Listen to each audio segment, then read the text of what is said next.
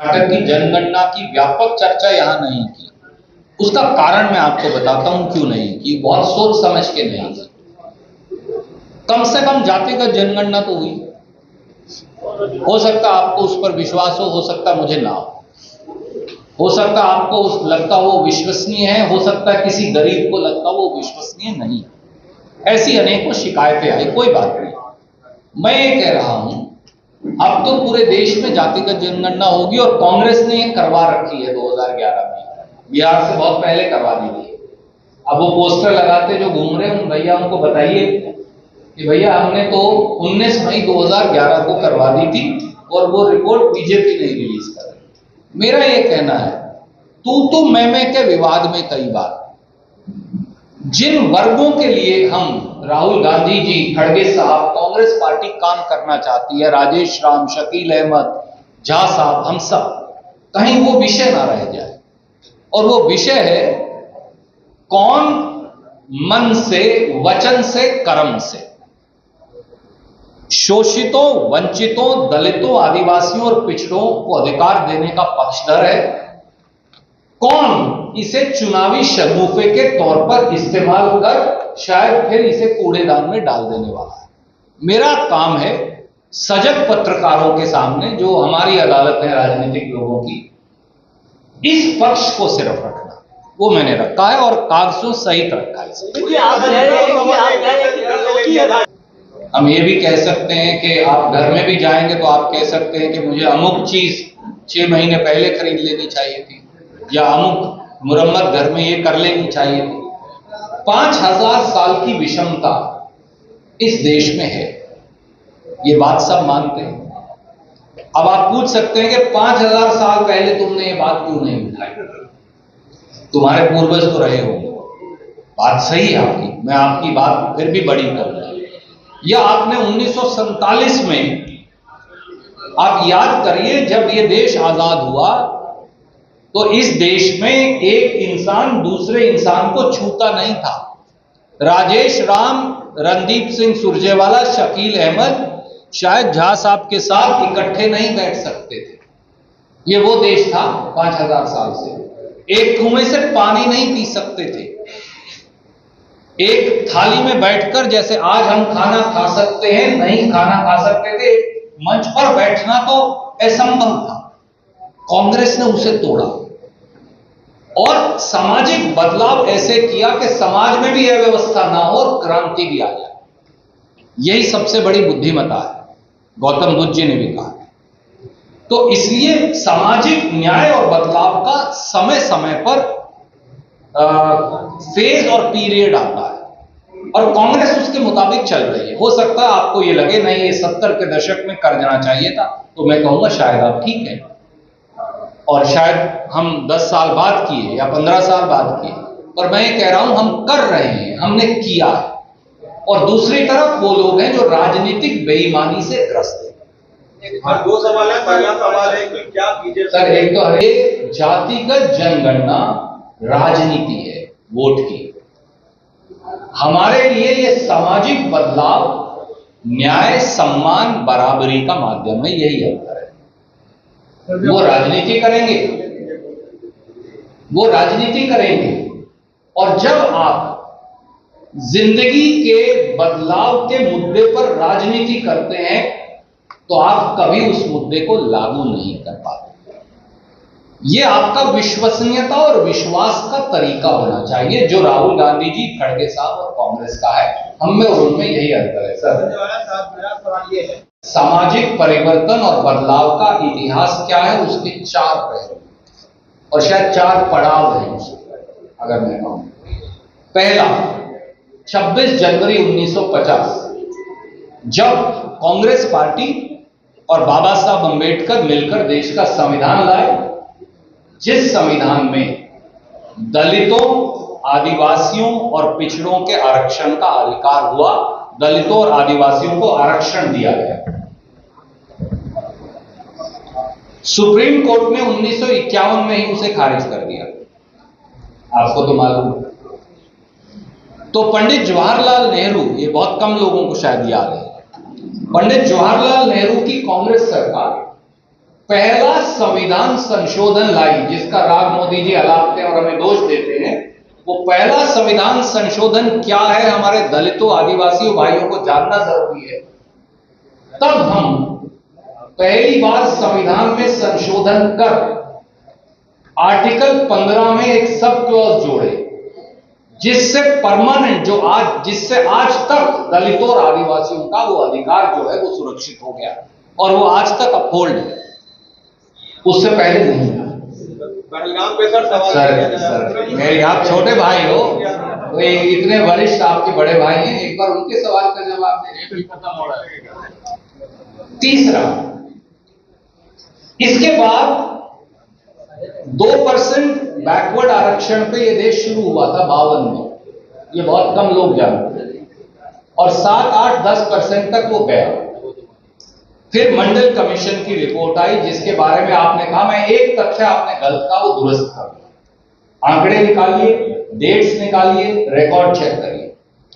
मंडल commission की report Congress ने सितंबर 1993 में लागू की पहली बार, और पिछड़ों को 27% आरक्षण। बीपी सिंह ने लागू नहीं की, बीजेपी ने लागू नहीं की, जनता पार्टी ने लागू नहीं की, जनसंघ ने लागू नहीं की, कांग्रेस ने सितंबर 1993 में की।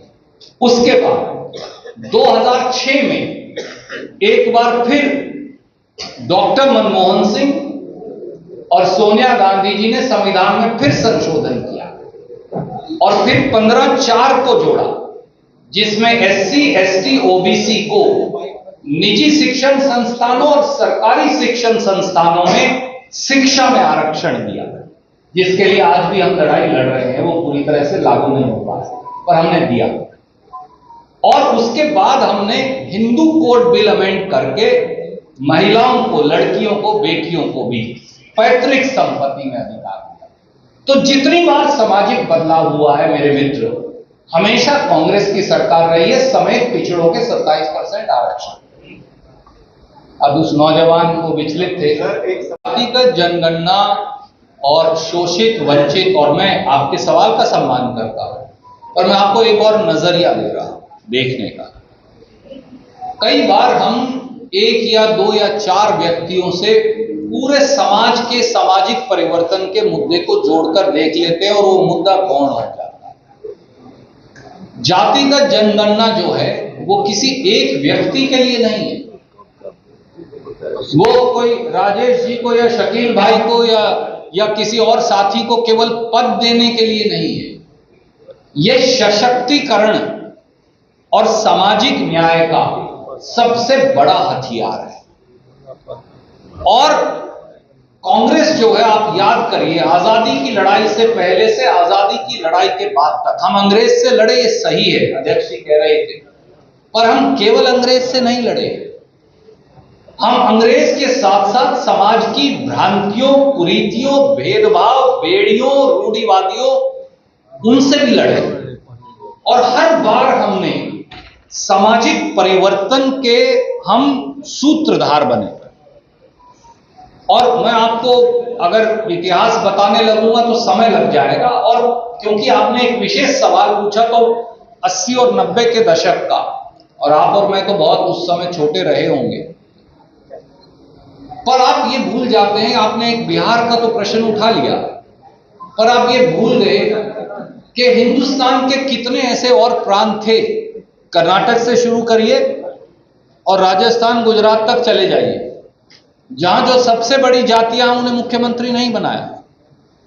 जो सबसे छोटी संख्या में जाति थी, दर्जे में कोई जाति छोटी नहीं होती, संख्या में जो सबसे छोटी जाति थी, उनके लोगों को अगर मुख्यमंत्री बनने का, देवराज अरस जी से शुरू कर लीजिए एक तरफ, और आप राजस्थान तक चले जाइए और गुजरात तक, ऐसे उत्तर प्रदेश तक आ जाइए, बहुत सारे साथियों को मौका मिला, पर वो नाकाफी है। मैं आपसे सहमत हूं, मैं आपसे सहमत हूं, वो नाकाफी है।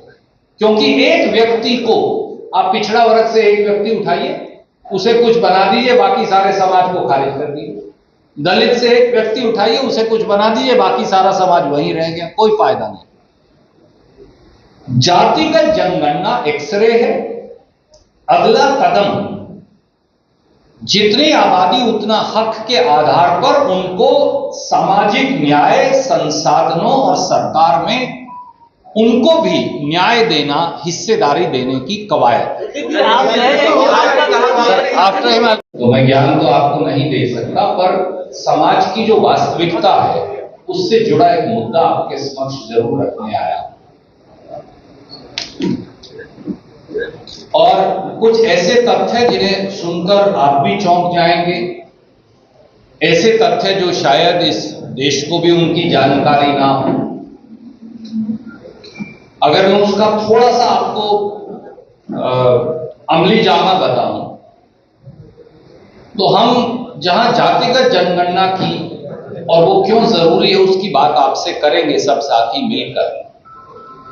किस प्रकार से बीजेपी का डीएनए ही जातिगत जनगणना के विरोधी है, किस प्रकार से वर्षों तक श्रीमान नरेंद्र मोदी जी ने और बीजेपी ने सुप्रीम कोर्ट से लेकर सड़क तक गरीबों, दलितों, वंचितों, शोषितों, पिछड़ों को उनकी गिनती तक के अधिकार से वंचित किया है। और भविष्य का आईना क्या है, संक्षिप्त में ये बात मैं आज आपसे करूंगा। साथियों, जातिगत जनगणना वक्त की मांग भी है और सामाजिक न्याय की धुरी भी। गरीबों और मेहनतकशों के दो नारे, जितनी आबादी उतना हक, जितनी आबादी है हमारी उतनी हिस्सेदारी हो हमारी, ये दो नारे हैं जो बार बार आम जनमानस के मुख से हमें सुनते हैं। इसलिए जातिगत जनगणना जो है वो सामाजिक बदलाव और समानता दोनों का उद्घोष है, जिसका समय आ गया। कांग्रेस और जातिगत जनगणना का क्या रिश्ता है? सच्चाई यह है कि कांग्रेस का सामाजिक न्याय और जातिगत जनगणना एक ही सिक्के के दो पहलू। भारतीय राष्ट्रीय कांग्रेस की सामाजिक न्याय की सोच के केंद्र बिंदु में सदैव जातिगत जनगणना का भाव रहा है और कांग्रेस की इसी सोच के चलते इस देश में आजादी के बाद पहली बार यूपीए कांग्रेस की सरकार ने 19 मई 2011 को देश में जातिगत जनगणना करवाने का निर्णय लिया। दो विभागों को जिम्मेवारी दी, डिपार्टमेंट ऑफ पॉवर्टी एलिविएशन और जो अर्बन डेवलपमेंट है, शहर और गांव की जातिगत जनगणना। यह रिपोर्ट 3 जुलाई 2015 को, 19 मई 2011 को निर्णय हुआ, शुरुआत हो गई। 3 जुलाई 2015 को रिपोर्ट आ गई। परंतु एक षड्यंत्र के तहत प्रधानमंत्री मोदी और मोदी सरकार ने, और उसमें उनके सारे मित्र दल भी शामिल हैं जो यहां बड़ी बड़ी बातें करते हैं, बिहार में वो भी, उन्होंने एक षड्यंत्र के तहत जातिगत जनगणना की उस गिनती को, उन सब आंकड़ों को कूड़ेदान में डाल दिया। तब से आज तक अध्यक्ष जी कह रहे थे 2.5 वर्ष, अध्यक्ष जी मैं दुरुस्त करूंगा, ये 2011 में लड़ाई शुरू हुई, 25 में आ गए। ये लड़ाई 15 साल से चल रही है और 11 साल से श्री राहुल गांधी इसे एक मिशन बनाकर अपने जीवन का इस जातिगत जनगणना की लड़ाई और संघर्ष को लड़ रहे हैं। अब जातिगत जनगणना की विरोधी आरएसएस और भाजपा क्यों है, हम क्यों कहते हैं? क्या यह राजनीति है क्योंकि हम उनके विरोधी हैं, या इसमें कुछ सार्थक बात है, वास्तविकता? क्योंकि आप तो इसका आकलन कर लेंगे, हम तो कुछ भी कहें। भाजपा और आरएसएस दोनों पहले दिन से जातिगत जनगणना के विरोधी हैं। क्यों? क्योंकि उनके डीएनए में दलित विरोध, आदिवासी विरोध, पिछड़ा विरोध, शोषित और गरीब विरोध है। इसलिए वो जातिगत जनगणना के विरोधी हैं। उन्होंने 2011 की जातिगत जनगणना की रिपोर्ट को खारिज कर कूड़ेदान में डाल ये साबित कर दिखाया। उन्होंने सार्वजनिक तौर से जातिगत जनगणना का विरोध किया। उन्होंने अदालत में जातिगत जनगणना का विरोध किया, और अब जब कुछ नहीं बचा तो लाचार होकर वो गरीबों, दलितों, वंचितों, शोषितों, पिछड़ों, आदिवासियों की ड्योढ़ी पर उनको झुकना पड़ा। ये सच्चाई है। इसका क्या सबूत है? पहला सबूत, आरएसएस का जातिगत जनगणना विरोध। 2 तारीख नोट कर लीजिए, 23 मई 2010 और 6 जून 2010। आरएसएस में नागपुर से भैयाजी जोशी, जो सह कार्यवाहक हैं, उन्होंने बाकायदा बयान जारी किया और यह कहा कि राष्ट्रीय स्वयंसेवक संघ जनगणना में जाति गिनने के विरुद्ध है। यह 2 तारीख इसलिए नोट करें। तो मैं आपको भेज रहा हूं ये सारे कागजात, इसलिए ये वो बयान है जो उन्होंने जून 2010 में आरएसएस के मुखपत्र, जो उन्होंने आरएसएस के मुखपत्र ऑर्गेनाइजर में छापा था। और कोई कहे कि भाई ऑर्गेनाइजर में ही छाप दिया तो कोई दिक्कत नहीं, इंडिया टुडे और वहां नागपुर के सब जो अखबार हैं उसमें भी छापा। मैं उन दोनों की प्रतिलिपि आपको भेज रहा हूं। तो ये तो है आरएसएस और जातिगत जनगणना की बात। पिछड़ा वर्गों, फिर अब ओबीसी पर आ गए, एससी एसटी को छोड़, इनकी जाति का डेटा इकट्ठा करना, मैं आई कोट, प्रशासनिक तौर से असंभव है। ना ये पूरा हो सकता, ना ये सही होगा। यानी सारे ओबीसी हिंदुस्तान के खारिज करके मारे। मैं फिर दोहराता हूं क्या कहा, जनगणना करते हुए पिछड़ा वर्गों की जाति का डेटा इकट्ठा करना प्रशासनिक तौर से असंभव है, और यह ना पूरा होगा कभी, और ना ये सही होगा। और अगली बात, चौथी और ज्यादा चौंकाने वाली, यह कहा कि भारत सरकार ने 2021 के सेंसस में जाति को ना शामिल करना भारत सरकार यानी मोदी सरकार का एक सोचा समझा नीतिगत निर्णय है। और फिर अदालत को कहा कि अगर आपने कह भी दिया कि ये रिलीज कर दो तो ये बहुत बड़ी नीति पॉलिसी की अवहेलना हो जाए, जो आपको अधिकार ही नहीं है सिर्फ हमें। तो अब इससे ज्यादा बड़ा सबूत क्या हो सकता है कि बीजेपी के डीएनए में ही एससी, एसटी, ओबीसी और जातिगत जनगणना का विरोध। एक 5वां पहलू भी, वो बिहार से जुड़ा है, इसलिए जरूरी है। बिहार में एक आधी अधूरी गलत जातिगत जनगणना करवाई। जातिगत जनगणना का मॉडल है तेलंगाना मॉडल, उसके बारे में आपसे मैं चर्चा करूंगा अलग से। पर जो भी करवाई उसको चुनौती दे दी सुप्रीम कोर्ट, और उस मुकदमे का नाम है एक सोच एक प्रयास बनाम भारत सरकार व बिहार सरकार। वहां भारत सरकार को भी शपथ पत्र देना पड़ा। अब जो मोदी जी ने शपथ पत्र दिया वो दिया 28 अगस्त 2023। वो बड़ा कमाल का है, वो छुपा रखा है, किसी के पास है नहीं, तो मैं ले आया उनका, वो भी आपको भेज रहा हूं। ये बाकायदा उन्होंने, उनके दस्तखत मोहर सब लगे हुए।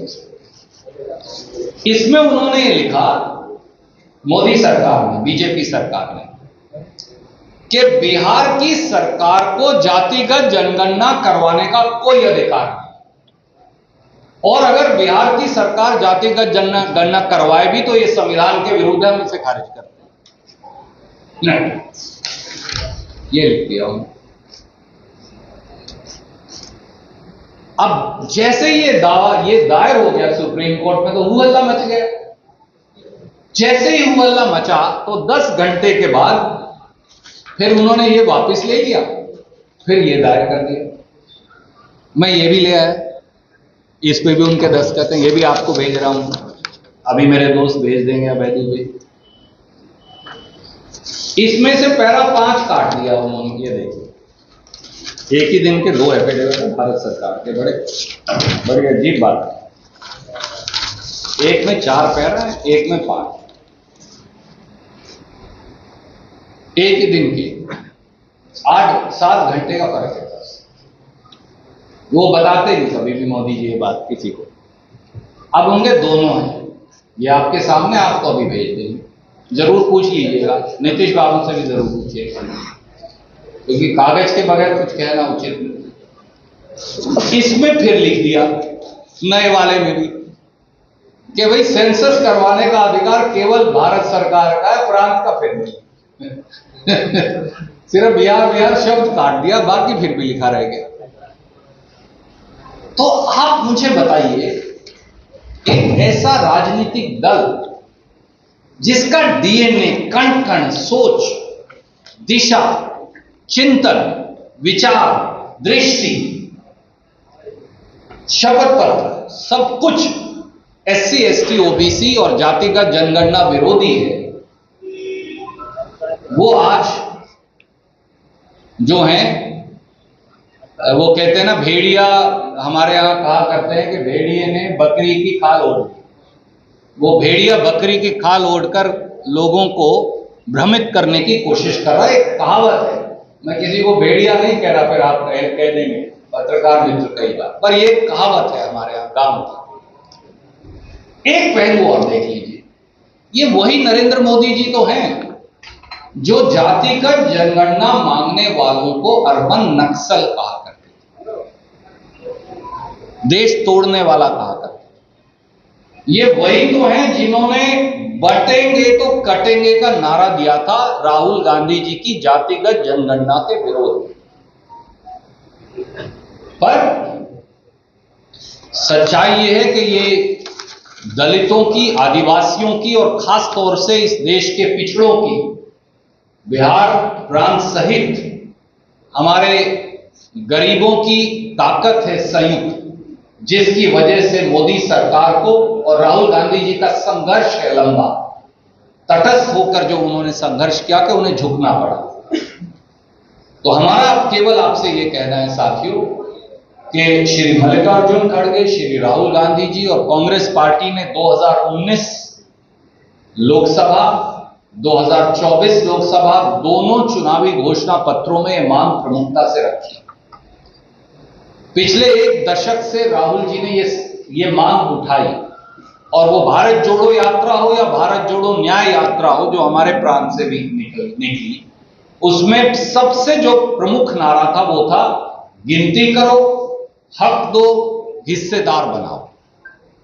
और कांग्रेस के लिए इसलिए ये समाज का एक ऐसा एक्सरे है जिससे सामाजिक समानता, न्याय व सम्मान की ये धुरी है। और हम इस बात के लिए कटिबद्ध है कि कांग्रेस का एक एक साथी आखिरी सांस तक इस लड़ाई को लड़ेगा भी, और हम इसका सही मायनों में बिहार सहित पूरे हिंदुस्तान में क्रियान्वयन करके दिखाएंगे।